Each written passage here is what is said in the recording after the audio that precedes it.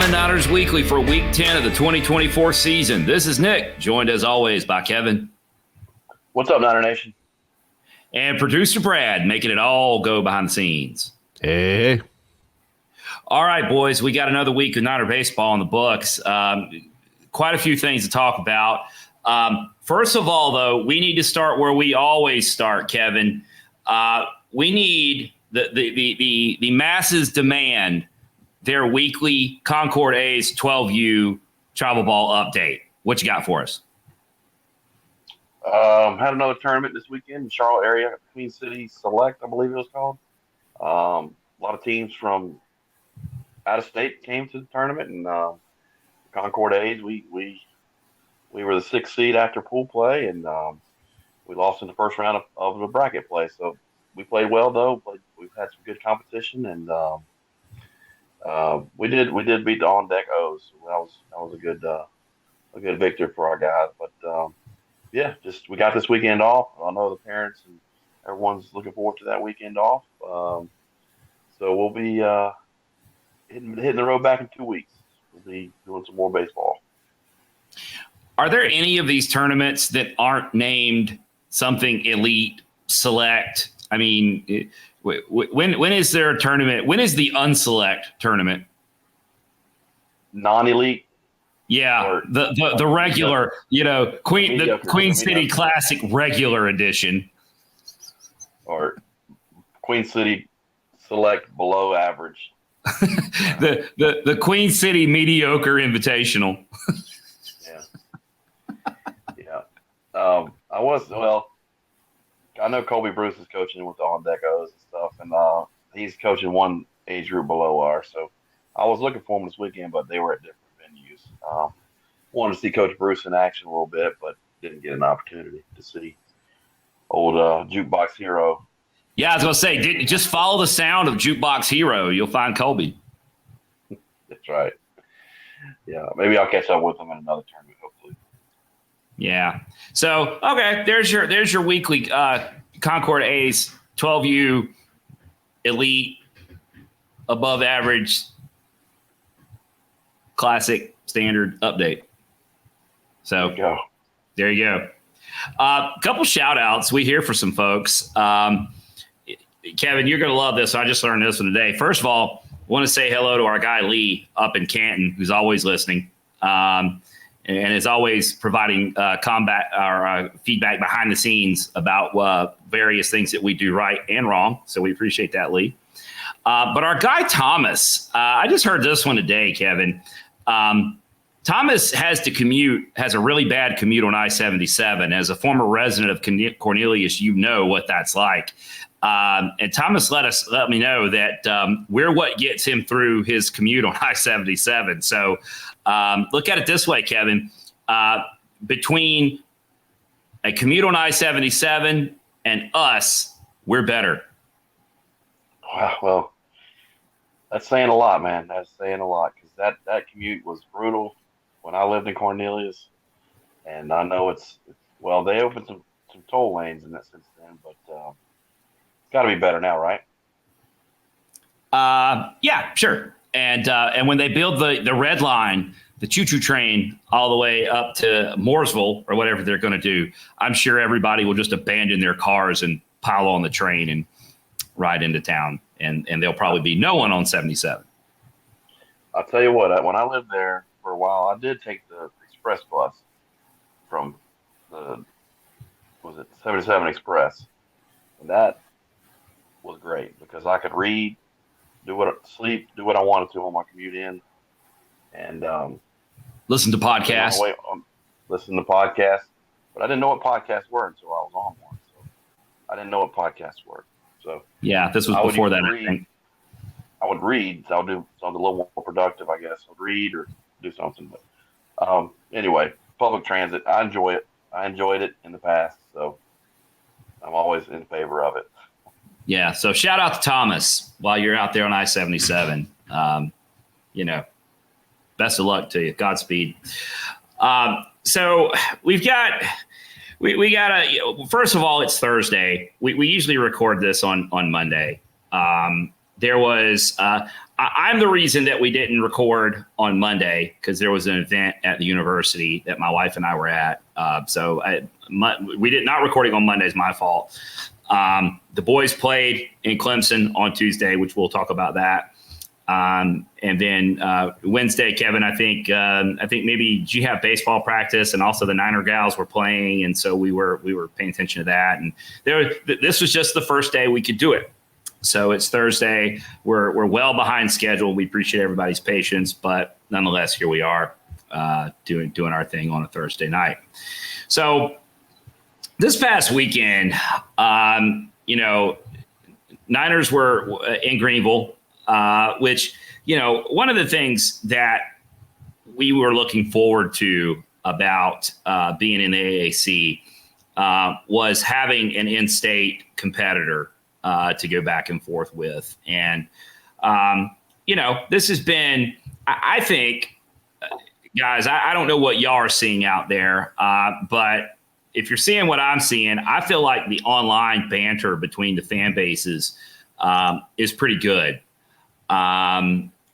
Whether or not the Pirate faithful want to admit that they care about us, they do, because they show up in the comment sections of various tweets that have nothing to do with the Pirates, and they show up there and they comment, and then if you accuse them of following us, no, we don't care, and that it's just that fan stuff, right? That's what fans do online. They pretend like they don't care about anybody else, but yet they also troll them. I certainly don't do that. I don't troll anyone on on Twitter or anything else like that.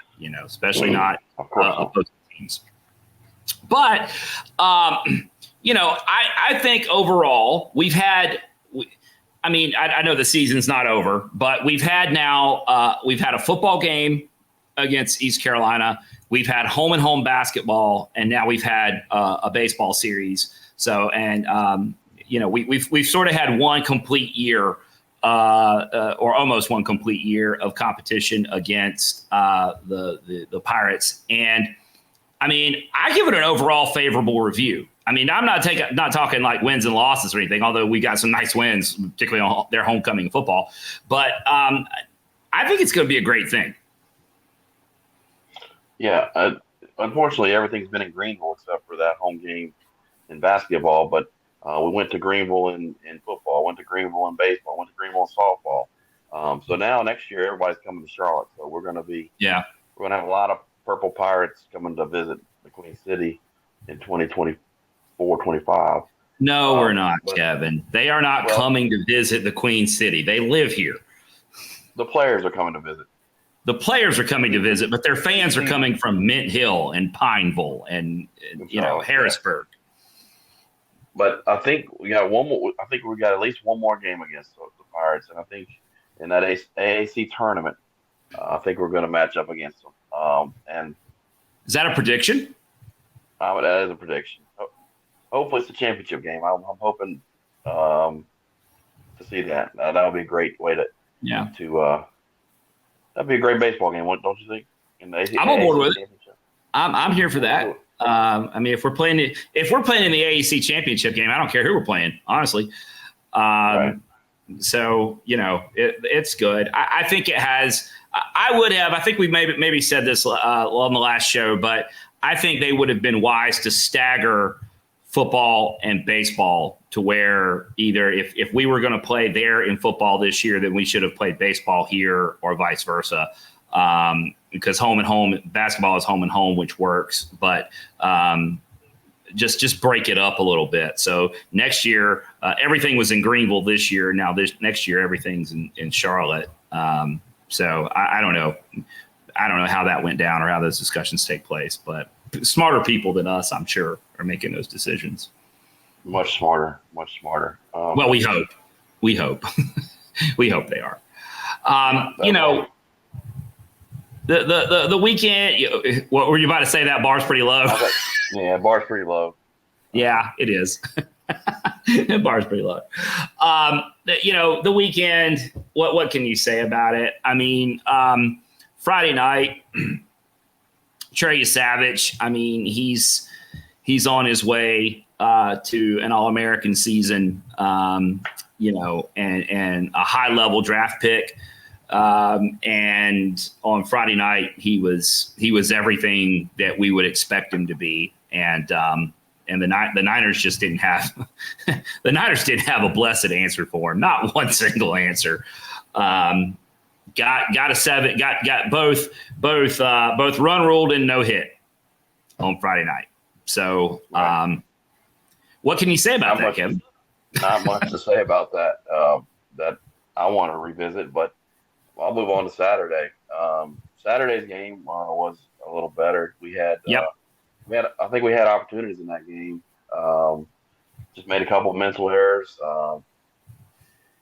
and they took advantage. They took advantage of our mistakes, and we lost 5-1 on Saturday. I thought we had a good effort on the mound, and just like I said, we got a razor thin line on our squad between being successful and losing, and then when you're playing a good team like that or a top 10 ranked team, you make mental mistakes. They're going to take advantage of it, and unfortunately, that's the way it is. And we got our team is a little inexperienced at the D1 level this year, but they are learning. They're growing, and you didn't just go learning and growing on us, did you, Kevin? I did. I immediately regretted saying that. Don't you blaspheme in here, Kevin. I'm sorry. Don't you bring Ron Sanchez into this? Well, yes. I'm sorry. We didn't do any learning and growing, but we did. We were there. We were in that game. We were in that game on Saturday. Well, I mean, to your point, I mean, we took at least one run off the board ourselves with base running, and then with defensive miscues, we took we put another 3 on the board. So there's 4 runs right there. You lose by 4, and you took 1 run off the board for yourself, and you gave them 3, and you lose by 4. Well, there's your margin. And this team is. I think that's what you're talking about. To your point, is they're learning to win. They're having to learn to win because in years past, when you've got the kind of offensive production that we had. I see you wearing your Asheville tourist hat. Cam Fisher hit 3 home runs in a minor league game last night. Well, last year he was doing that, but he was doing it for us. When you're losing that kind of production out of your lineup, your margins are going to get thinner. You can't just we gave away 4 runs. Well, we'll just score 6 and make up for it. It's hard to do that. We got away with that a lot with the kind of firepower we've had in the lineup, but right now we aren't in position to do that, and it's not the first time it's bit us. Let's just be honest. But as a segue into Sunday, two things. There's kind of 2 themes I think about this season. One, at times, like we just discussed, we get in our own way. And we sometimes have a hard time getting out of our own way. But the other theme, which I think is a positive one, is that this team has been incredibly resilient. I don't get any sense that they're hanging their heads or just like, I guess we just can't do it. Because on Sunday might be so far my favorite game of the season. Just not only for the circumstances under which it was played, but the way the guys, they led, they fell behind, they came back, and they won. They won on the road against the top 10. Yeah, they won on the road against the top 10 opponent, and that's very hard to do.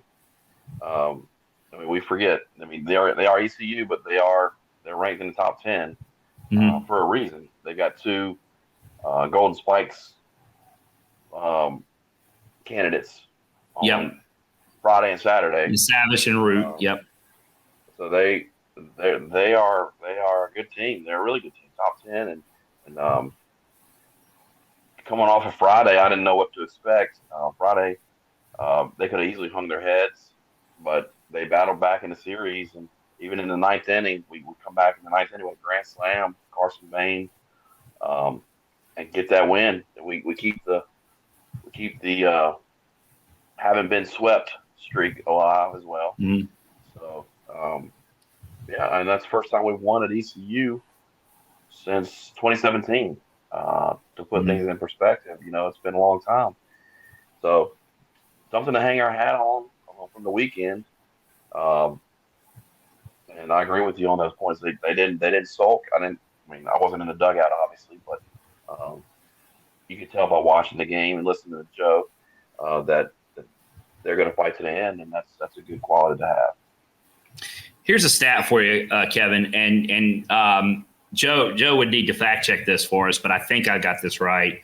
The Charlotte 49ers baseball program has 12 top 10 wins all time. Okay, so 45-ish years worth of history and 12 top 10 wins, and 6 of them have occurred in the last 4 years. So half the program's top 10 wins have come in the last 4 years. That's impressive. I mean, we talk about our scheduling all the time. We have a tough schedule, and then you're going to play games like this, and to be in games like that is very telling of where the program's going. So the good and bad of the weekend. Okay. The East Carolina's baseball program is easily the stick. Well, it's the stick that everybody in the AAC measures against. It's certainly the stick that we measure against. If you're going to win, if you're going to be the best team in the AAC, you're going to have to go through them. Everybody knows that. But there are some things like the guys in the production truck in Greenville. Friday night, we did not need a pitch-by-pitch update on your barbecue contest. We did not need to see between every pitch them delivering hogs. I'm a barbecue guy. God knows I love whole hog barbecue. Okay, I was raised on whole hog barbecue. But either show the game or show the barbecue. Make up your mind. Okay, I don't get that. I don't know what they were doing. I don't know who's in charge of that, but they were just eating that stuff up. Okay, it's like, geez, can we just watch the game? I mean, on every pitch, Kevin. I know. They're dropping off pigs. Okay, I got it. Show it to me, but then you move on. Whatever. On the other hand, if you are not doing this, when you watch the road games, I use my phone for it. I have a Bluetooth speaker I'll hook it into. Listen to Joe Templin during the broadcast. Mute your TV and listen to Joe Templin, because Joe Templin was in rare form this weekend. Angry Joe Templin is the best Joe Templin. And when some of these umpire hijinks went down, it was awesome. Yeah, I did enjoy. That was the highlight of Saturday, was listening to Joe. Sometimes it takes a little coordinating, pausing the phone, pausing the radio or whatever, but to hook it up exactly right. But yeah, it's so much better experience listening to Joe and muting the TV. But yeah, especially on that play at first base where the old first base don't try to set a pick on our second baseman to allow Matthew Schaefer, I think, is Blue's name. I wasn't going to call him out by name, but it did have an effect later in the series because ECU laid down a bunt. We go to cover first base, but the umpire's in the way. Sets a pick, so we don't make the throw to first. Everybody's safe because the umpire sets a pick on our second baseman. And that ended up, and that continued a big inning. That continued a big inning on for them that was on Friday. Now Friday. It's Saturday when Woody got thrown out when Schaefer was behind home plate. Oh, yeah. The argument started on Monday, or sorry, on Friday, and continued on Saturday because Schaefer was behind home plate and Woody got run when there was a 3-2 count and the pitch was a strike. I mean, TrackMan even shows it's a strike. It was a strike, and they end up going on Saturday. They end up having a big inning. And bringing some runs across the plate after we should have been in the dugout because it was a strike. But hey, yeah. What do I know? Well, he did get fired up. Joe got fired up on that play. It was you could hear it mounting. You hear it mounting, and then all of a sudden he just let it go for a little bit. And I was there for that. It was good. But yeah, that was Chase Carson. That needed that strike 3 call and didn't get it. But hey, what do we say on this show all the time? If you put yourself in a position to get screwed over by blue, you're probably going to get screwed over. That's what I tell my 12-year-old all the time. Yeah. Don't let the umpire. Don't put your fate in the umpire's hands. But anyway, it was we did miss one game. We had a midweek last week. I wanted to mention we played A&T at the Hayes on Tuesday last week. Got a big win over the Aggies 10-2. We had lots of offense going.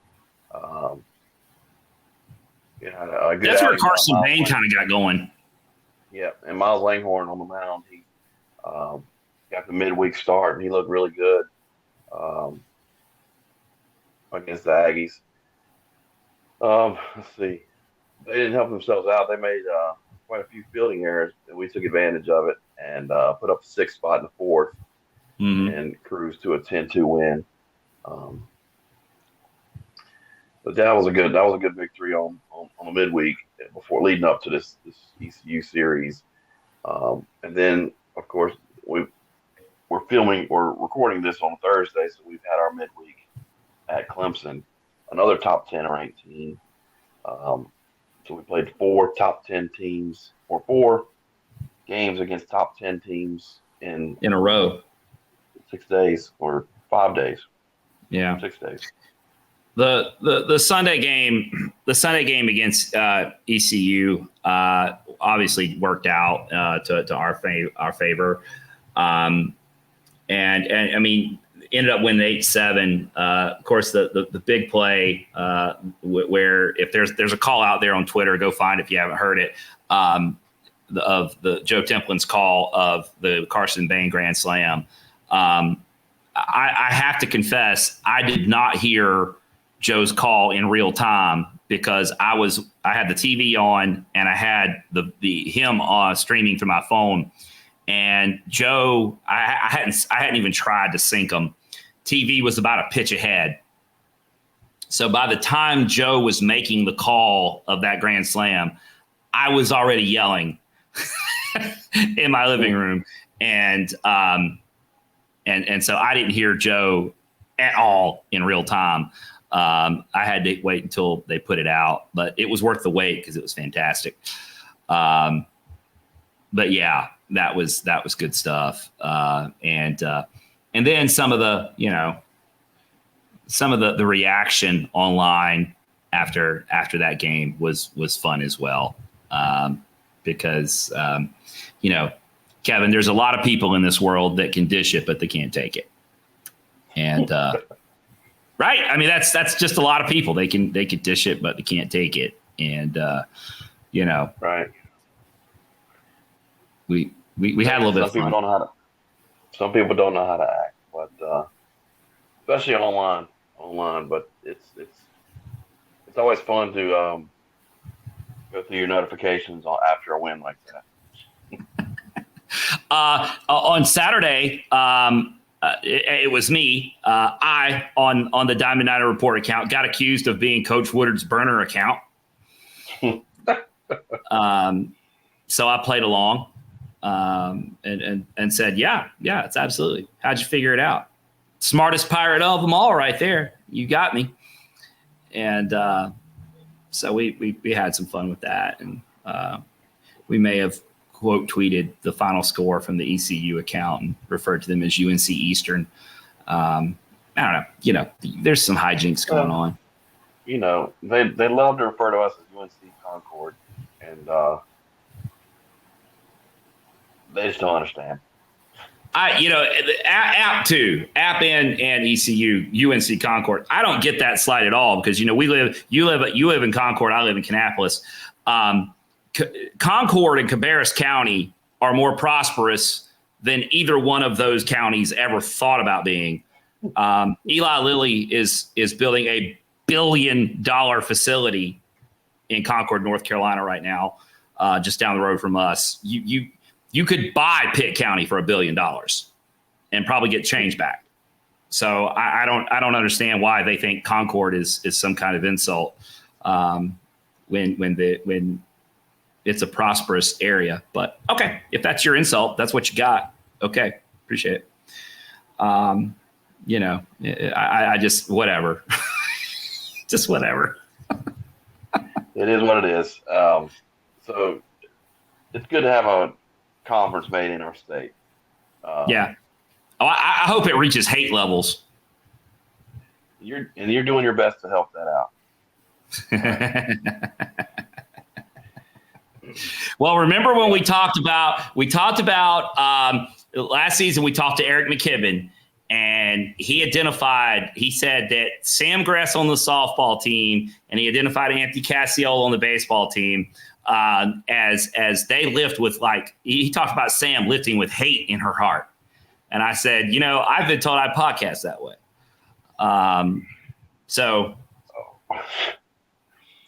Well, yes, it's good to be. When we went to the regional in 21, and their fans are really nice to us. They pat us on the back. You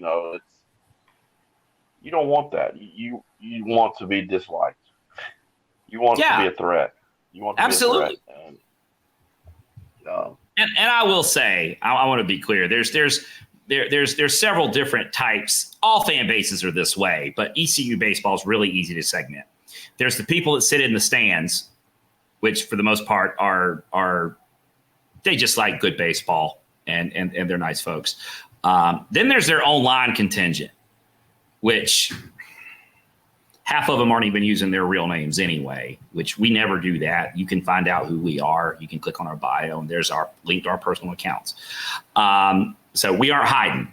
Okay, we don't have a fake name so that we can troll people. We troll people with our, you can find out who we are and don't care. And then there's the people in the jungle, and that's all I'll say about that. Yeah. They are. There's certainly some bad apples out there, and I will leave it at that. It's a good. There they are. Yeah. If I was a college student, I would enjoy that type of atmosphere for a baseball game.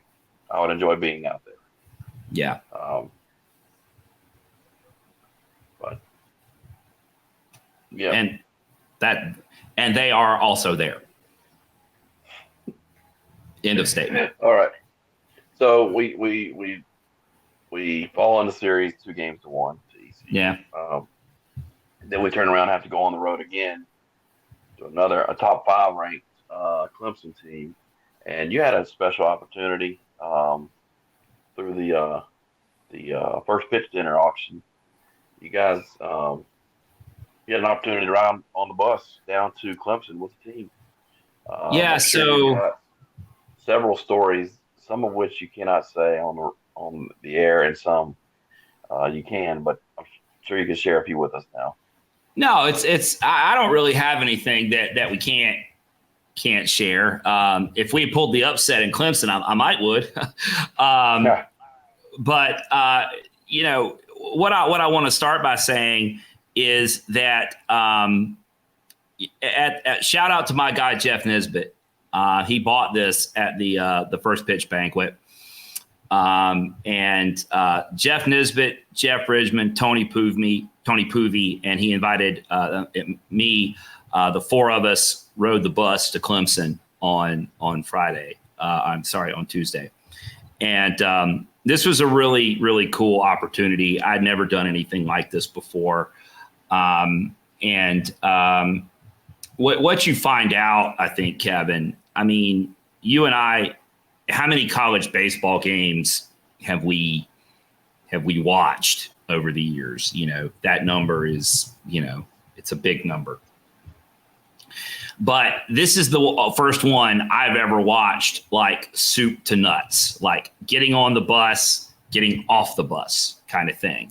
The logistics and the organization that it takes to pull that off, you cannot help but be impressed with that. It is a big, big operation. And all I saw was one weekday game. There were no airplanes involved. There were no hotels involved. So the logistics aspect of that is just unbelievably impressive. And just, we left at, when I got there about, 10 after 11 or so, at 11 a.m., that the bus was already loaded. So Ethan and his crew, Ethan Kurtz, head manager, had already been out there and they had loaded things up. Players are involved in that process as well. And we were getting on the bus and leaving by 11:30, riding down there to Clemson. We get off the bus at the stadium. Clemson is already on the field. It's 2-something in the afternoon and they're already out there on the field. We go down in the dugout. Everybody's got their thing. They're getting set up. I got to watch this. This might be one of my, my low key favorite moment, of the whole thing, Kevin. When a guy performs above and beyond and is sort of quote unquote player of the game, what do they get as a result of that? What does Woody hand out in the dugout after the game? Oh, the lineup card. Lineup card. And we talked about this. Tyler Simmons is the guy that makes those lineup cards, and he's got really, really good. He has a method to his madness. I sat down beside Tyler and watched him make the lineup card, and that was low key really cool because we've seen these things. Some of them are framed from various wins and are up in the baseball offices. I sat there and watched him create one, and that was really cool. What I will say is we were in the dugout, watched BP, watched In and Out, watched all of it until it was getting closer, basically until the gates opened in the stadium, and then we left and we went up and found a place to camp out, watch the game. And then, when the game was over, we got back on the bus with the team, shared in a team meal. It was really cool. So what I would say to anybody that's watching or listening, if you ever have a chance to bid on something like this, it's worth it. Totally worth it. It will give you a new perspective and a new appreciation of what these guys do. Just to see what the effort required, the logistical support required to pull off one game. Never mind that these guys are also in class, and taking college coursework at the same time. Really just a neat day. The game itself didn't work out the way we obviously would like it to have worked out. Although we can talk about that in a second, Kevin. I mean, we could have won that game. We could have won that game. The last thing I want to say about the trip in general is shout out to Donna Nemo, head athletic trainer. There was kind of a scary moment in that game. Clemson needs to extend their foul netting. Okay, their foul territory netting. The netting at Clemson ends at the beginning of the dugouts, and the seating continues on. And let's not pretend like they don't have the money to do that. Maybe take some of that money that they're spending on legal fees to sue the ACC so they can join the SEC and maybe extend the netting. Because on the third base side with left-handed batter up, foul ball at a laser beam got hit into the stands. And I was not too far away. I was close enough that I could hear this baseball. Ultimately, I later found out it hit a woman, a spectator, Clemson fan, I do believe. She was wearing purple. Hit a woman square in the chest, ricocheted off of her chest, and hit the woman beside her in the eye socket. This was not a glancing blow. These were direct. This was direct, okay? I mean, it was scary. The whole place the game stopped. Everybody knew that, like, whoa, okay? Well, I'm kind of looking up there, and I'm like, what is somebody going to help this woman? I'm assuming one person got hit at that time. I later found out it was two. I'm like, is somebody going to help this woman? What's going to happen? And event staff's just they're kind of looking, but they're well, the next thing I know, there's somebody up there attending to the fan, and it's Donna Nemo, our head athletic trainer. I don't even know how she got up there that fast. The visiting athletic trainer. Sorry? The visiting athletic trainer. The visiting athletic trainer. We talked a few weeks ago during the FAU series about the player that wound up, their center fielder, that wound up in an ugly play and laid on the field for what felt like ever. And then their people finally kind of walked up.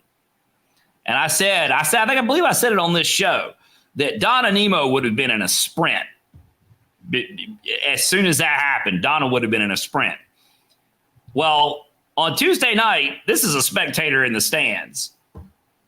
I don't even know how she got up there that fast.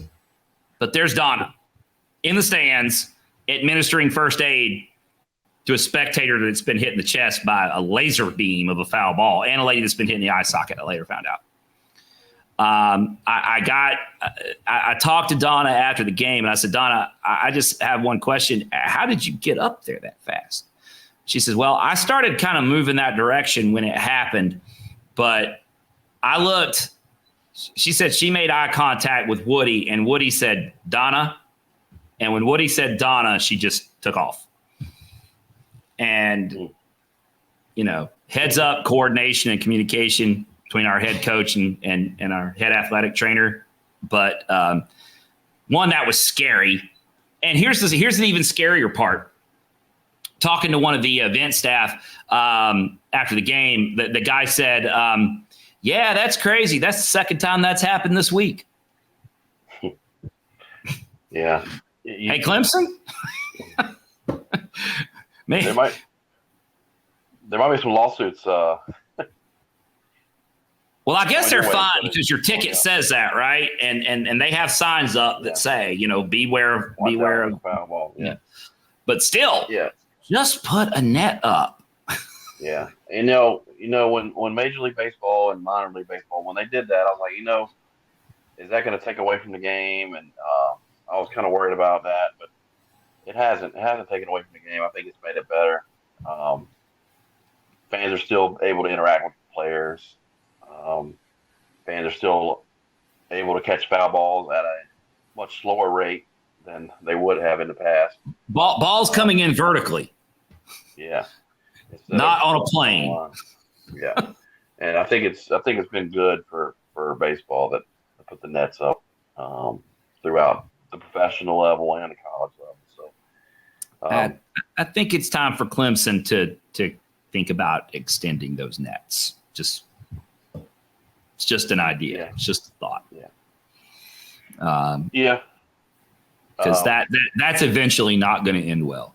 I mean, I don't know that it ended well this time. I mean, the lady that got hit in the eye, I think, was hauled off on a stretcher by the paramedics. So I don't know. The game itself, Kevin, you and I were talking about this the next day. It was a case of missed opportunities. Miles Langhorne got the start, and you mentioned the job that he did last week against A&T. He really made an impressive start, and he was off to an impressive start here again. First inning went well enough for him, and the second inning was going well enough. He had one out, 2 on, and a ball got hit up the middle, which Dante DeFranco was well on his way over to cover second. Dante was going to field that ball, step on second, throw to first, and we were going back to the dugout with no runs scored by Clemson. Instead, and this is just kind of the way it's gone at certain times this year. That ball hits Miles. I don't know if it hit him in the. I didn't ask him, but it hit him. It kind of looked like it hit him in the butt. If not the butt, the upper thigh. It hits him. He winds up on the ground, and no outs are recorded, which, I'm sure if you ask Miles if he would rather have not been hit by that ball, he would say, yes, I think that would be preferable. But just luck of the draw. He gets hit by the ball. He winds up on the ground. Don and Woody come out and check on him, but double play. If that ball misses him, we turn to double play, highly likely, and we go back to the dugout with an early lead because we already had a 2-0 lead at that point. Yeah, we had back-to-back homers in the second with Birch and Bain. Yeah, back-to-back. And I saw, but instead 6 runs come across, and more had to happen, obviously, than that play, but that started it. And as the coaching staff is fond of saying, or at least you hear him say it on the regular, that stress creates stress. When things are going well, you stay loose, you're doing fine. Miles stayed in the game. I don't know if he had lingering after effects of getting hit by the ball. It certainly did not feel good, I'm sure. But now all of a sudden you're in a pressure situation and the whole dynamic changes. And instead of it being 2-0 with us going to bat at the top of the third, it winds up being 6-2 with us going to bat in the top of the third. And you lose the game. You lose the game by 3, and those 6 runs come across. Right, and we bounced back and scored 2 in the third after that, but and they had put up a 6th spot, and that was enough. That was enough to win the game. Unfortunately, this is how it goes sometimes. That's how the breaks go. I mean, that ball had to affect Miles' performance. Right after that, he was kind of cruising, and then things kind of fell apart for him, and so that had to have an effect on him. But then Cam Hansen came in relief and pitched great. It's good to see him go extended period of time. I think 5 2/3. 5 1/3, 1 earned run. Yeah, so he did had a pretty good outing on the day. Good to see him back. I mean, that's a top 10 team. That's a top 10 offense in the country.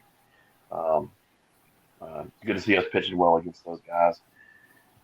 But unfortunately, couldn't get the victory. But another tough road game, another tough road opponent. I don't know how the crowd was, but I did see on TV. I saw some fans giving Carson Bain a hard time out in the outfield. Well, whatever. I saw. I spent a few innings out in their standing room only area there in left field. Whatever, and they were having a little bit of fun with it. But whatever they were doing, he had heard worse. Yeah. All weekend, he had heard worse. Yeah. I mean, it was pretty clear on TV with when I think it was in the first inning, or it was a deep fly ball into the track, and he made a play, and they were yelling at him during the play, and he kind of looked up at him after the play. They slowed it in slow motion on ESPN. So, yeah. Anyway, we heard it all last year. We heard it a lot last year too, in the regional, and we went there for a midweek last year as well. But yeah, and again, I want to go on record. Our good friend Jimmy Touchstone is Charlotte grad, but comes from a Clemson family. I mean, he has deep roots in Clemson throughout his family, and his boys are going there in the fall. I'm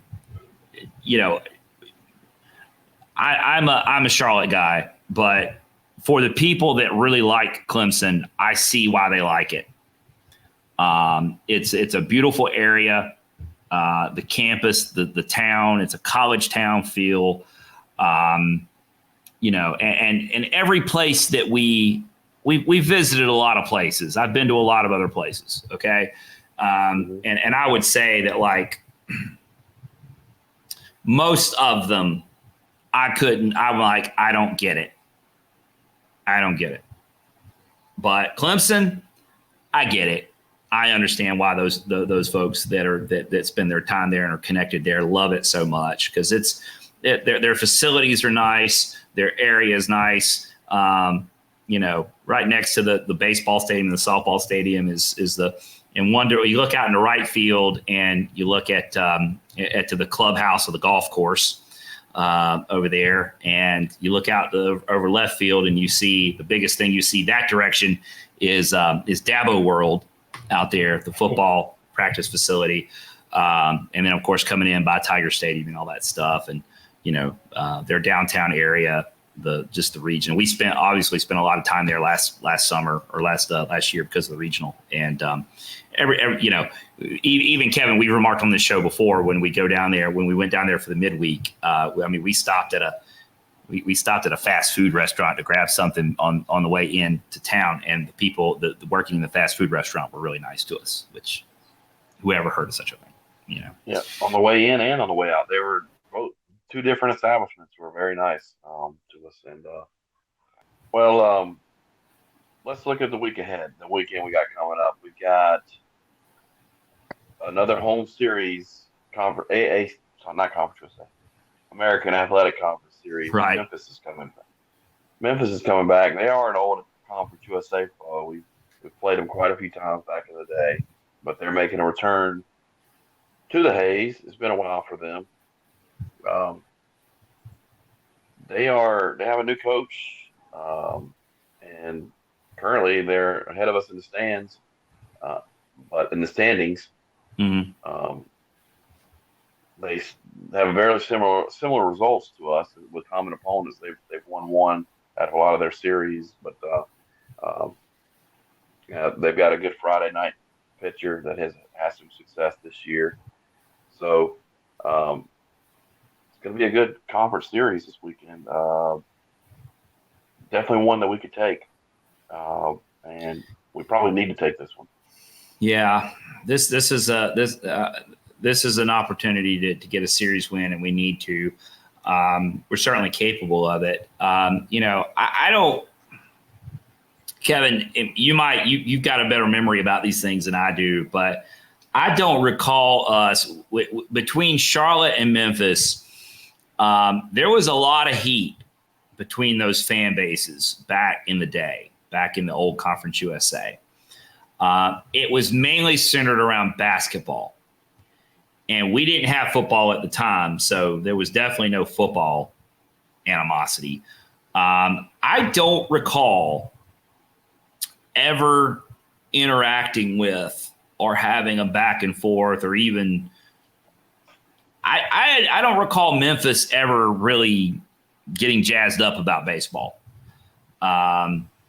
Maybe they're out there and I just haven't seen them, but I haven't seen a lot of Memphis fans online talking about their baseball program. Maybe. And I don't remember any heat between the two programs either when we played each other regularly. So I don't know. They were similar. I guess they were similar to us, and the investment that they were putting in at the time was similar to the investment that we were putting in at the time in baseball. We've obviously invested more since our Conference USA days, initial Conference USA days, and it looks like they're starting to invest a little bit in their baseball program, but they had some hard times recently, and like I said, I think their coach left Memphis and went to Missouri, I believe, and he was only there 1 or 2 years, and they've got a new coach this year, and he seems like he's doing pretty well for a first-year coach.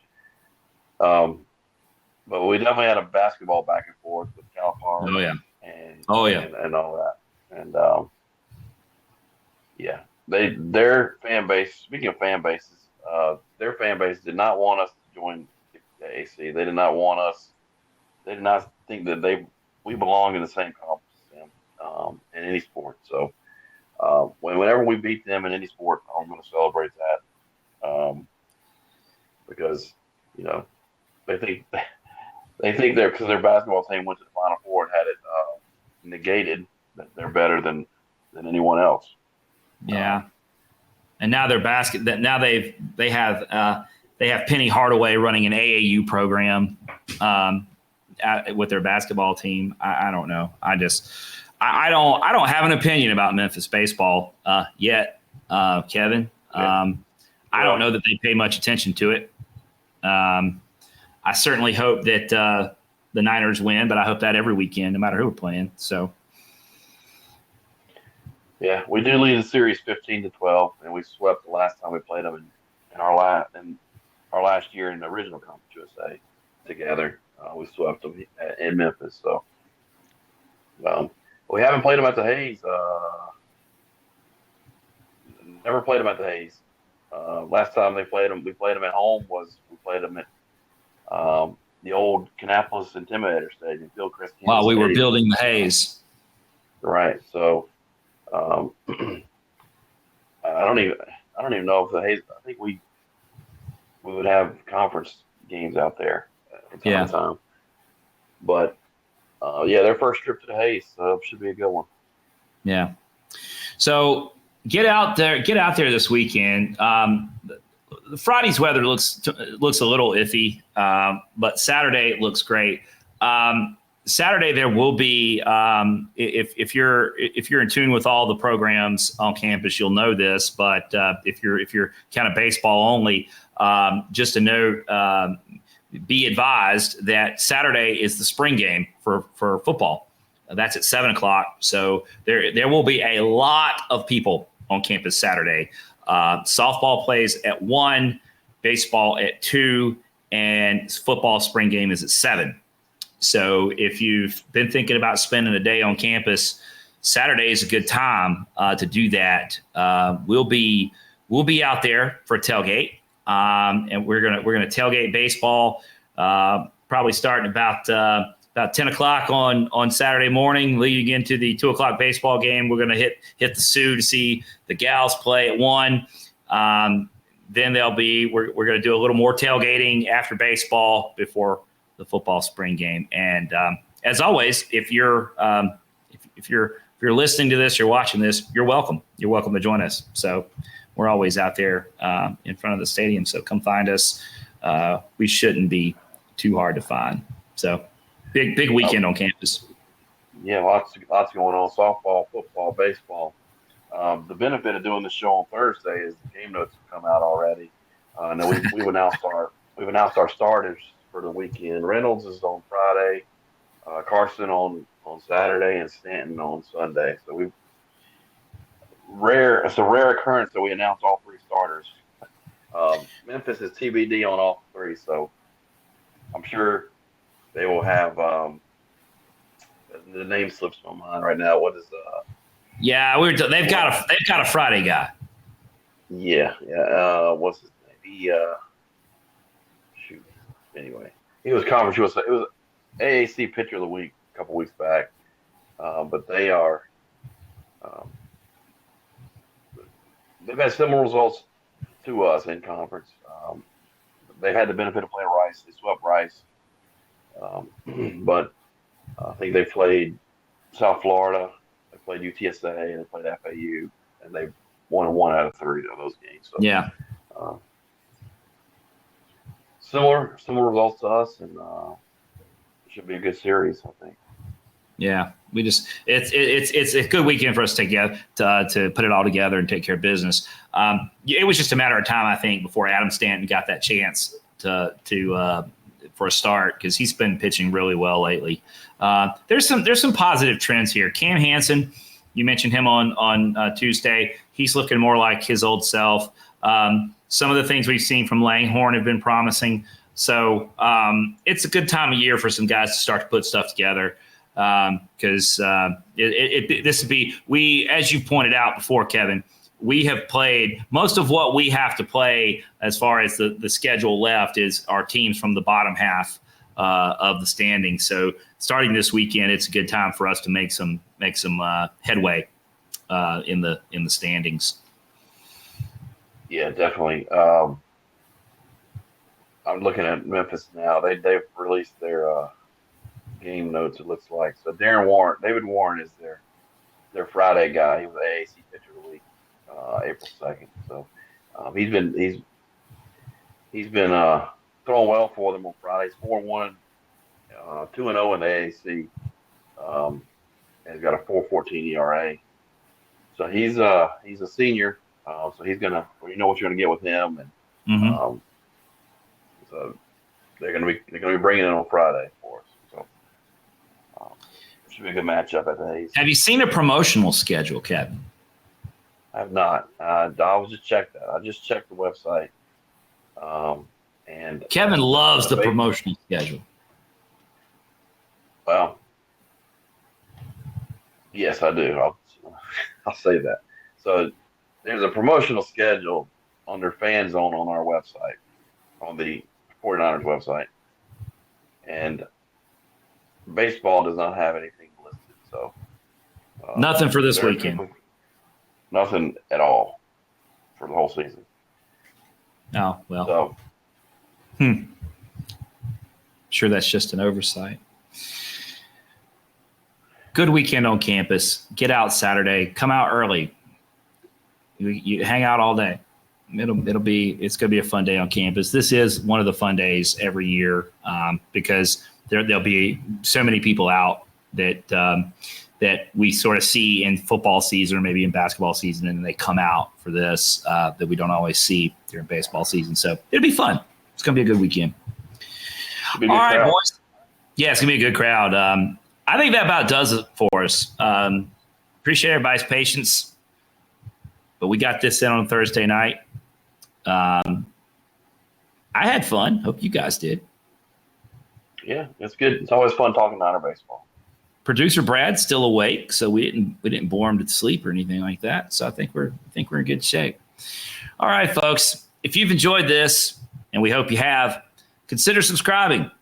YouTube, Spotify, wherever you're finding this. Spotify is a great place to find this audio and video and audio on YouTube. If you subscribe and turn on notifications, you can be notified of new content. And that's the easiest way to keep up with this podcast. If you want to follow Diamond Niner Report on social media, we are on Twitter, Facebook, and Instagram. Just search Diamond Niner Report, and you can find us there generating content all the time. So we appreciate your comments and your feedback. If you're old-fashioned like us, just say hello at the ballpark. We love talking to you folks, and this weekend's a great opportunity to do that. So for Kevin, for producer Brad, this has been Nick saying we will see you at the Hayes.